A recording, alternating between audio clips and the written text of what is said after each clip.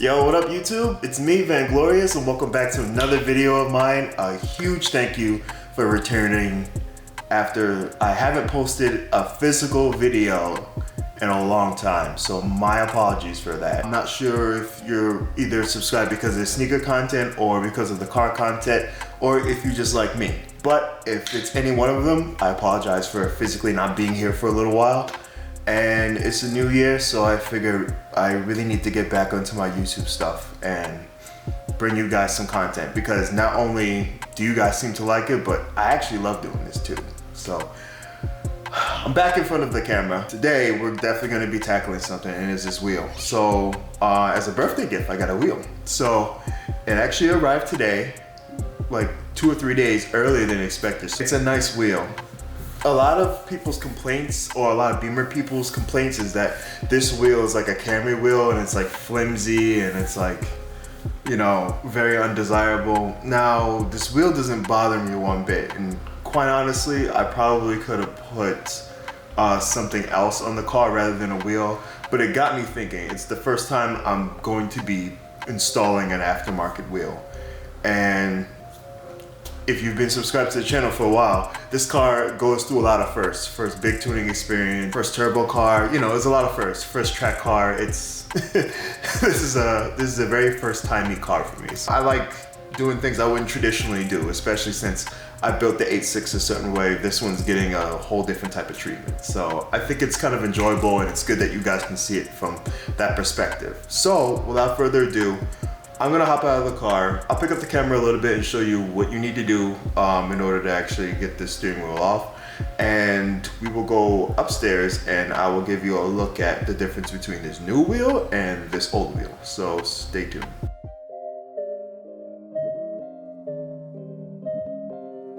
In an already exciting fashion, this guy does not have a 16mm socket. So that means this man needs to go to the store and get one. So we'll be right back after these messages. A little later. All right, got both 16mm, one for 3/8 and a 1/2 inch. And you're probably wondering, why do you have two 16mm?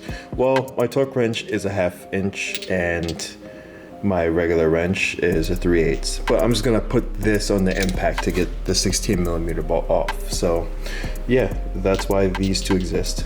Okay, so you just take your your 10mm, and you unscrew this. You just loosen it up just so you can take the negative post terminal off, and then you just put a glove with some rubber that's attached to the glove.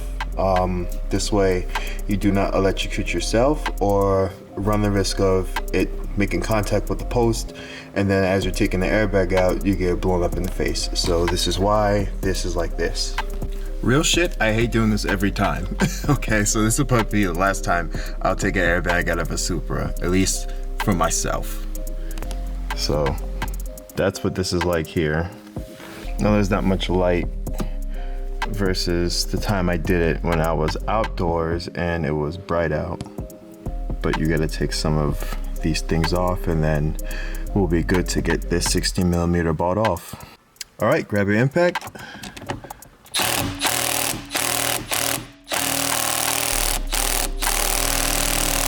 Let me tell you something. Whoever at Magna Steyr put this in, god damn, man. All right, now we get to do some surgery. So as you can see, the wheel is out, and these are all the guts. Now when you get the new wheel, which I'll show you in a second, you're gonna have to take all these pieces, and the trim, all the innards, wiring, all of that off, and then transfer it to the new hotness. Now, without further ado, I'm gonna show y'all the new wheel.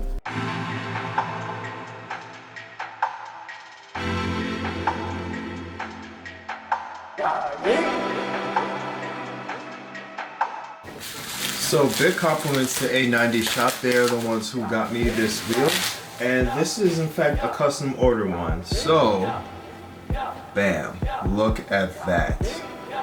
Suede carbon fiber with the custom yellow stitching right around here and the yellow stripe.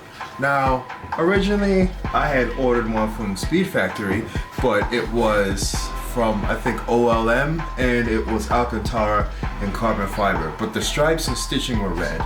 The price was great. It was about 75 bucks less than this, but the thing about this one is that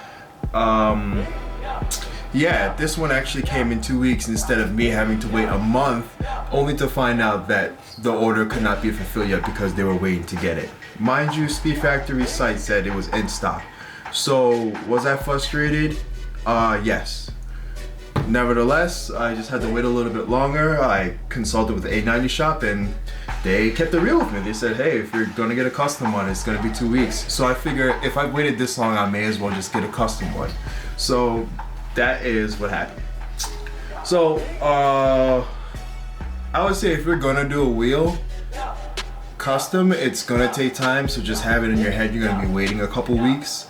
And if you're gonna get one that's not customized, like the ones OLM, and Rexpeed has one that's red stitching and red stripe as well, and just ask whatever vendor if they're in stock, if they truly are in stock, because I should have emailed them to figure out if they were in stock or not, but that was my bad, and it was Black Friday, so I mean, I was kind of asking for it. So I have no malice for Speed Factory or anything. I'm just saying, do due diligence before you're expecting to get this at your doorstep in 1 to 2 weeks.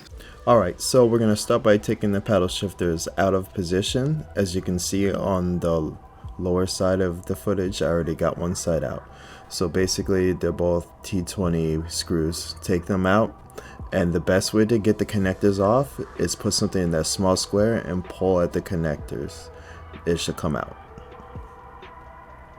So now at this point you would flip your wheel back over and then take the other two T20 screws out. That connects to the faceplate.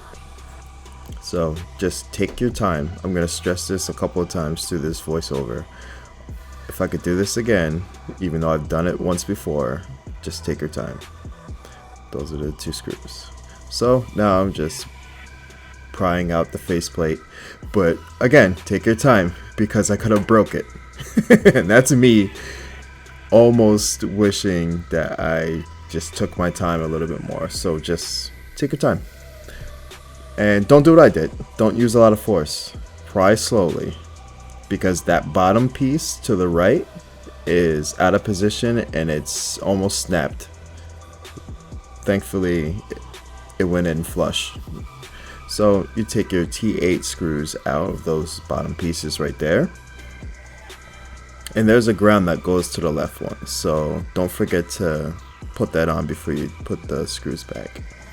So now we had all the inners out, and we're just going to reverse engineer what we did. And I'm just putting everything back into place.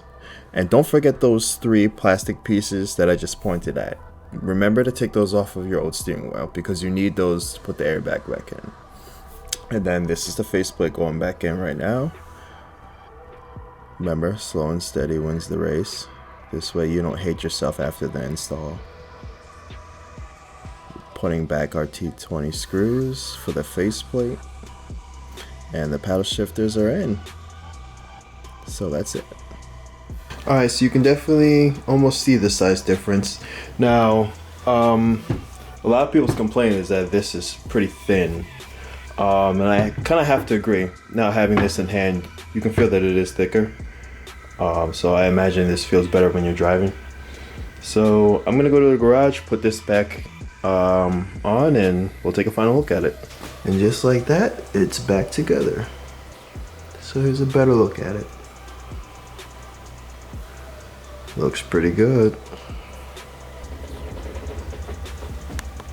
Yeah, so I totally forgot to make an outro for yesterday's video, but hopefully you guys liked the editing style and the cuts in the voiceover.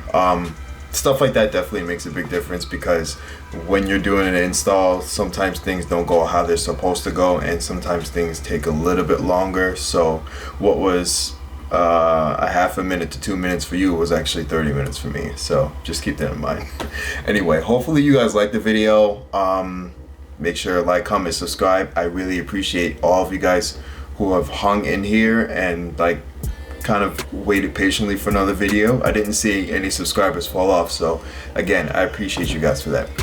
And I'll catch you guys pretty soon. I actually have a couple of other ideas, so you'll be seeing me a lot more often, and I'm sure of it. So I'll catch you guys in the next video. Take care, stay safe, peace.